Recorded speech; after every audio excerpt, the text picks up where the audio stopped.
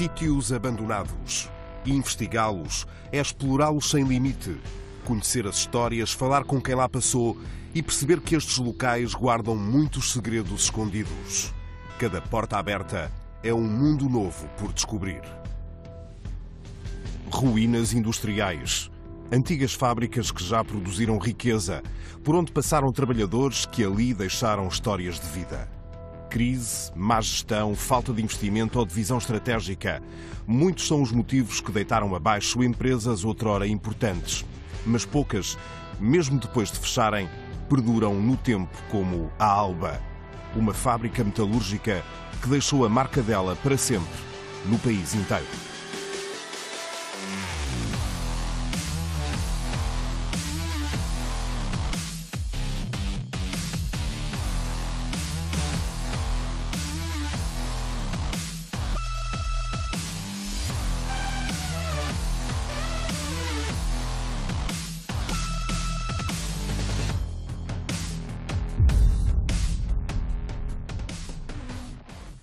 E quando eu digo que esta fábrica de albergaria deixou marca de norte a sul do país, não é um exagero, nem sequer é daqueles chavões fáceis. É literalmente assim. E o mais provável é que, algures nas nossas vidas, nos tenhamos cruzado com algo que tenha sido desenhado e feito aqui, na Alba. Desta fundição saíram durante o século XX objetos tão variados como fogões, panelas, caixas de correio, bocas de incêndio, candeeiros, bancos de jardim e até um carro, o único integralmente feito em Portugal. A Alba fez tudo e mais alguma coisa, desde que fosse em ferro ou alumínio e que tivesse passado pela cabeça deste homem, Augusto Martins Pereira, o fundador da fábrica. Logo em criança, com 10 anos, foi de Severo do Voga para Lisboa para trabalhar numa fundição. Estávamos em 1895, mas no início do século saiu de Portugal para os Estados Unidos, onde aprendeu tudo o que havia para aprender nas grandes fábricas norte-americanas sobre metalurgia e sobre as formas de fundir o ferro.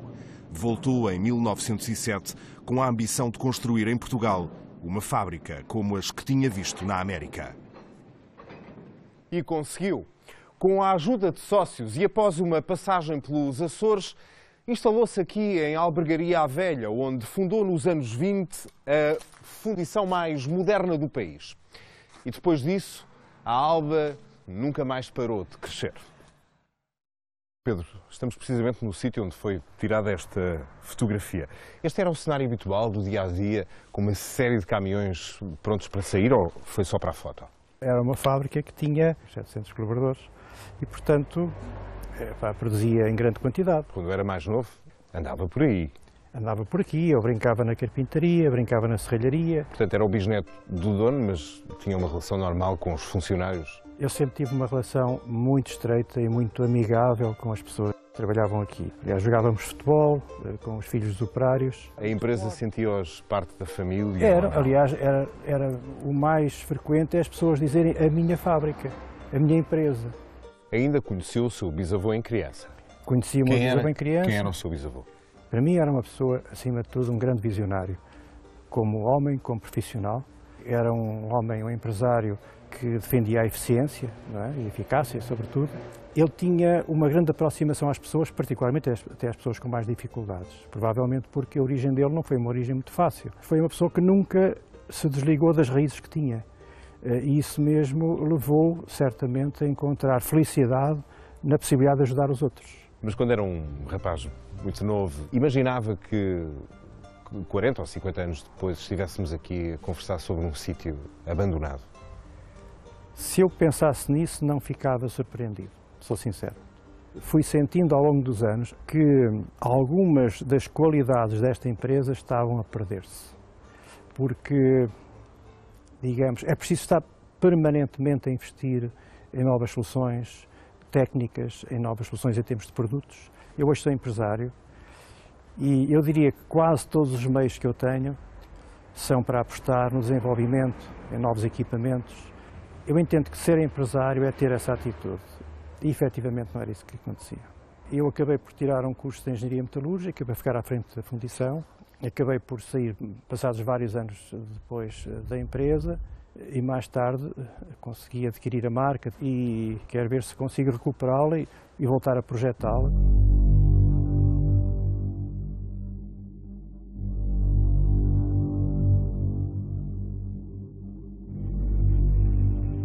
O senhor trabalhou aqui quantos anos? 40 anos, pai, sei lá. O senhor fazia exatamente o que nesta fábrica? Eu trabalhava na secção de desenho. Das suas mãos e da sua cabeça, por vezes, surgiam ideias de objetos... Tinha que resolver os problemas. Panelas, utensílios de cozinha, bancos de jardim, candeeiros... Motores para a rabor, as carcaças dos motores. E consegue-se perceber como é que uma empresa que era quase um império chega ao ponto em que chegou e em que estamos? Tudo acaba. Não há nada eterno.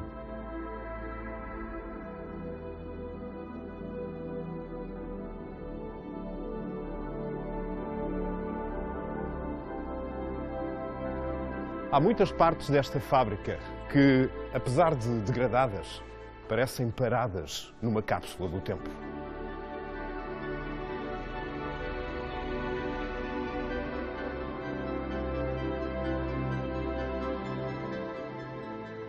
Este, por exemplo, era o laboratório. Aqui eram analisadas a qualidade das areias, era também testada a dureza dos metais e, no fundo, aplicadas as soluções tecnológicas. Era, por assim dizer, o lado mais científico da Alba. Em Albergaria à Velha, mais do que respeito pela família Martins Pereira, existe um certo carinho pelo nome destas pessoas que levaram à abreviatura desta fábrica, a Alba, que no fundo significa o nome de Albergaria à Velha, muito além das fronteiras do concelho.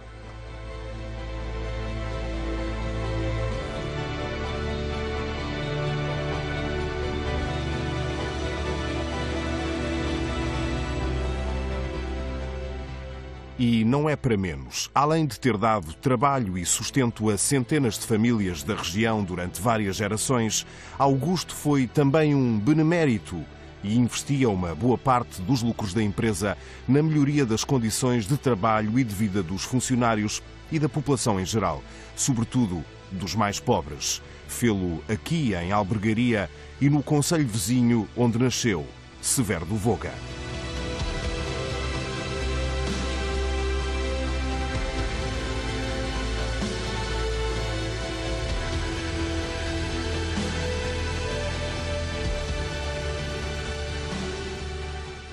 Já não vinha aqui há quantos anos, Dona Maria? Aqui dentro, não sei. Havia outros momentos especiais neste sítio, nomeadamente casamentos? Muitos. Era antigamente... Mas porquê é que se organizavam aqui casamentos? Porque era o único salão que a albergaria cabia de jeito. Mas, ou seja, aqui era a parte do copo d'água Sim. E depois ali em cima... Quando não se queria fazer aqui a festa, mas quando era assim de casamento e copo d'água e tudo, fazia-se aqui. Quando a televisão deu a primeira vez, encheu o salão de gente a ver a televisão. Porque é a única televisão que existia aqui no concelho. Foi a primeira vez. E imagino que aqui, quando cozinhava, utilizava sempre também material de cozinha que era, ao mesmo tempo, feito na fábrica. Tachos, panelas... Então a gente vinha carregados com louça, com tanta louça aqui que havia. E ainda hoje utiliza essas panelas da marca Alba? Sim. Em casa usas? Eu uso quando cozinho no fogão. Até porque as panelas da Alba e tudo até fervem mais depressa. Então o melhor é irmos embora? Vamos comer e andar. O tacho de Alba já deve estar ao lume, não é? Então vamos andando. Venha comigo, Dona Maria. Pronto, vamos lá então. Venha comigo. Dona Maria, então, o que é o almoço? O almoço é regiões e arroz. Mas feitos num tacho especial. Nos pais, especial, claro que sim. Que tacho é esse? Aqui também é alumínio. Veio Isto vem da Alba. Da fábrica Alba. Quantos anos é que tem esse tacho? 75, 70. É um tacho com 40 anos. Tem mais. Mais? E não quer utilizar outros tachos? Não há nada com isto. Por alguma razão especial? Eu não sei porquê, mas não há nada que chegue a isto. De maneira nenhuma, nem tortos, nem ficam tortos, nem ficam direitos, estão sempre na mesma. E o sabor da comida? É igual, pronto, é bom, é especial. A refeição já está feita? Rojões? Só falta é prová-los. Falta é comer. Tenho aqui um textinho também de arroz. Também feito numa panela Alba ou não? Claro que sim. Dona Maria, eu posso servi-la? para provarmos estes rojões? Mas sirva-se assim primeiro. Não, primeiro a senhora. Primeiro, mas eu sou dona da casa, posso ser Pronto, última. sirva-me a mim então. Eu conheço os protocolos. A Dona Maria está maravilhoso, está ótimo. Gosta de música, Dona Maria? Gosto. Veja lá este teledisco. Isto era um jardim, não é? Reconhece estes bancos? Aqui em Almeria havia muitos iguais, mas roubaram-nos todos. Roubaram-nos. Na rua, É. na beira da estrada, roubaram-nos todos. É um teledisco de Tony Carreira sentado nos bancos de Jardim Alba. Dona Maria, quem nunca namorou nestes bancos? Toda a gente, não é? Ainda se lembra? Então, depois, onde é que me passava o tempo? Mas eu sinto a falta de ti. Delfim, se um dia tivesse que escrever toda a história de albergaria, em termos de dimensão, qual seria o tamanho do capítulo dedicado à Alba e a Augusto Martins Pereira? A Alba teria um capítulo interessantíssimo na história da indústria local, mas a história de Augusto Martins Pereira é muito mais abrangente, porque não é só na parte industrial que ele é extremamente marcante para toda esta região, mas na parte social e cultural também. Portanto, ele deixa um legado, um cineteatro em Albergaria Velha, outro em Senhor de Voga, 2 hospitais, casas da criança, sopa dos pobres, asilos, funda um clube desportivo, funda uma filarmónica, um reis folclórico. Mas há um momento em que a fábrica entra em declínio e depois fecha. Isso sentiu-se muito a um nível social? Eu julgo que sim. A partir do momento em que o Comendador Martins Pereira, demitindo-se de Presidente da Câmara Municipal, de Provedor da Misericórdia de Albergaria Velha e de Provedor da Misericórdia de Senhor de Voga, a partir daí ele deixou de investir em obras sociais e culturais, mas manteve as casas de espetáculo que eram propriedade sua.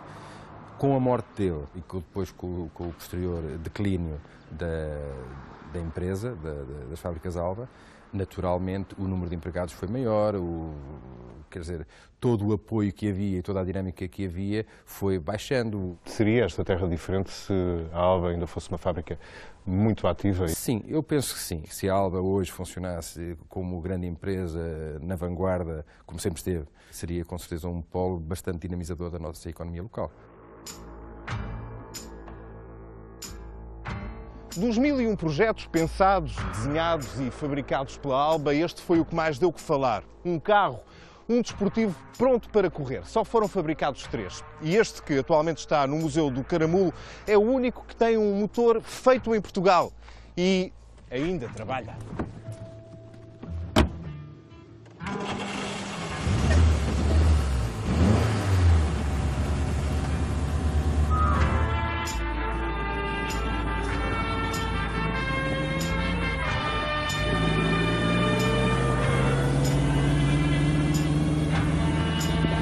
Foi o neto do Sr. Augusto, António, que era um fã do automobilismo, que teve nos idos anos de 50 a ideia de construir um carro.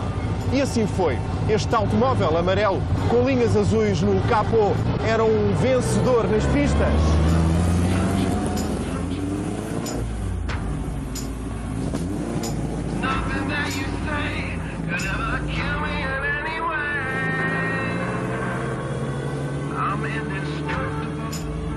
E era, para os donos e trabalhadores da fábrica, uma espécie de Yes We Can. Em Portugal já havia outros pequenos construtores de automóveis, mas os motores eram estrangeiros. Este foi o único que teve um motor feito no país. 1500 centímetros cúbicos, 90 cavalos, chegava aos 200 km por hora. Um pequeno Porsche saído de Albergaria.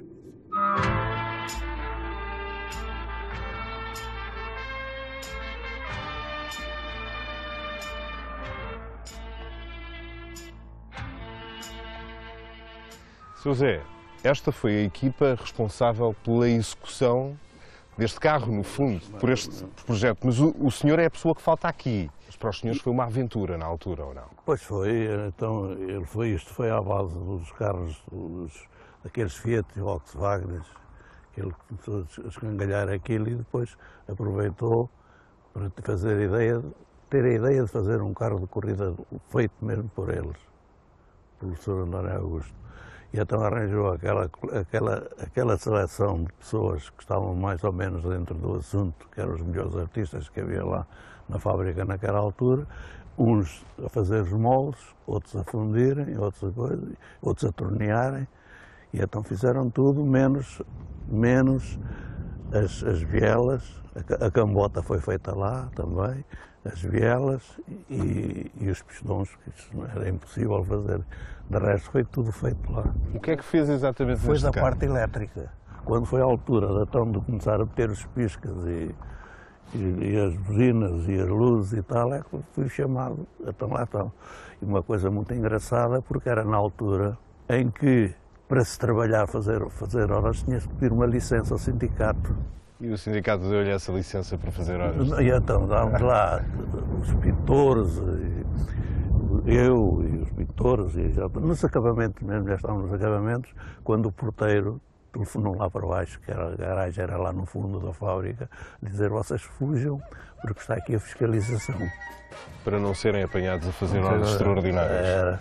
Quando havia a notícia de que o carro tinha ficado bem classificado, ou tinha vencido uma corrida... Primeira e segunda, foi primeiro numa e segunda. Imagino que a semana que seguia na fábrica não se falava de outra coisa. A malta sabe que era o carro lá da Alba, era o carro da Alba, é o carro do nosso patrão.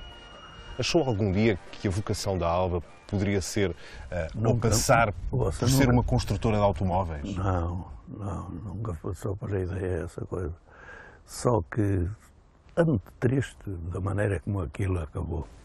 E achava que o futuro podia ter sido outro? O futuro da fábrica era a continuação dos nossos filhos e dos nossos netos, não era? Mas não, fiquei muito desanimado. O carro de corrida da Alba foi o orgulho desta fábrica. Um feito para a indústria automóvel nacional, mas foi também um sorvedouro de dinheiro e meios. É impossível quantificar quanto foi gasto num projeto que levou 2 anos a ser criado e para o qual trabalharam dezenas de pessoas, numa fábrica em que a vocação principal era o ferro fundido. Não será exagerado dizer que o lado filantrópico de Augusto Martins Pereira era quase inesgotável. Matou a fome aos mais pobres, deu melhores condições de vida aos trabalhadores, construiu casas, construiu hospitais, mas não esqueceu o lado cultural. E havia ainda o desporto. A Alba pegou no Clube da Terra e deu-lhe uma nova identidade ligada à empresa. Construiu um parque desportivo e fundou uma equipa de futebol onde a marca da fábrica se confundia com o emblema da camisola vestida por muitos dos trabalhadores e que nos anos 70 andou pela 2ª divisão. Hoje em dia, o Alba joga na Distrital de Aveiro. José Pinho, esta era a camisola do Alba nos anos 50. Essa é a camisola atual. Elas não mudaram muito, não é? E o clube em si, dos anos 50 para cá, mudou? Completamente. Quando o Alba iniciou nas antigas instalações, era um clube modesto, humilde, os atletas eram empregados fabris. Hoje não acontece isso.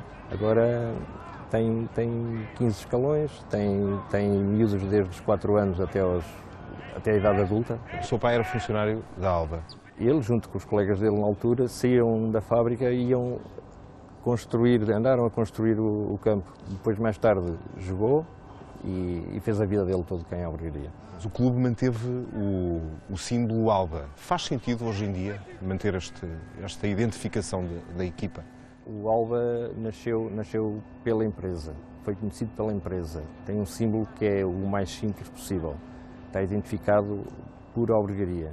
E tenho dito isto mais que uma vez, enquanto for presidente e ter alguma responsabilidade por este clube, é este o nome que vai perdurar. Se as bolas fossem de uma liga metálica levezinha, de certeza que tinham sido feitas ali na Alba, não é? Seriam fabricadas na Alba. Vamos acabar esta conversa como começámos, pelas camisolas. Essa que é a atual, além do Alba, tem um patrocinador. Não deixa de ser, de alguma forma, irónico que seja a Durit que comprou a Alba numa venda judicial, depois a patrocinar atualmente o Alba. Mesmo antes de comprarmos a Alba, nós já patrocinávamos o clube de futebol. Em que ano é que isso foi, exatamente? 2001.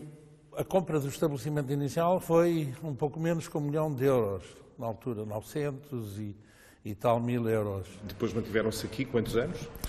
Pelo menos 8 anos, até 2009. E o que é que não correu bem exatamente? Pronto, o mercado do programa de produtos que tinha a Alba também foi-se reduzindo e tínhamos também alguma exportação que também foi caindo e, portanto, digamos, a atividade que a Alba tinha estava condenada a não ter, a ser viável economicamente, não era viável. Retirámos alguns equipamentos que se encaixavam na nova fundição, que tinham futuro. Levámos alguns moldes, alguns produtos que continuaram a ser fabricados, mas foi fundamentalmente direcionada para a produção de peças técnicas, já com a intenção de evoluir do ferro fundido para o aço. Então, na prática, Flauzino, o que é que ganhou com a Alba? Na prática, o que é que nós ganhamos com a Alba? Conseguimos manter ativas muitas pessoas, conseguimos manter vivo o nome de Alba. Quando a Alba começou a perder dinheiro, a partir dos anos 70, nunca mais se levantou, até ter fechado já depois do ano 2000. Mas a marca não morreu. Renasceu das cinzas, a partir de agora, com o bisneto de Martins Pereira. A Alba ficou-lhe no sangue e o empresário está a produzir de novo algumas das peças mais emblemáticas da fundição e deu uma nova imagem a outras, com a ajuda de alguns dos arquitetos mais importantes do país.